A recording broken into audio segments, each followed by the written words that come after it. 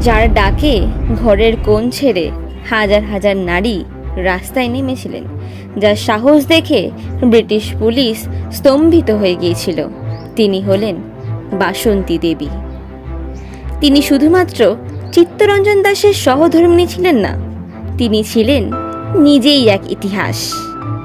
1921 সালের 7ই ডিসেম্বর খাদি বিক্রির অভিযোগে ব্রিটিশ পুলিশ তাকে গ্রেপ্তার করতে এলে তিনি এক ঐতিহাসিক কথা বলেছিলেন, স্বদেশের কাপড় বিক্রি করা যদি অপরাধ হয় তবে আমি সেই অপরাধ 1000 বার করতে রাজি।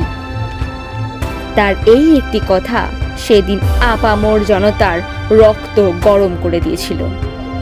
সুভাষচন্দ্র বসু তাকে মা বলে ডাকতেন। জেলে থাকাকালীন সুভাষচন্দ্রকে তিনিই মানসিক শক্তি যোগাতেন। 1922 সালে যখন তিনি বেঙ্গল প্রভিন্সিয়াল কনফারেন্সের সভাপতিত্ব করেন, তখন তার ভাষণে ছিল লড়াইয়ের মন্ত্র।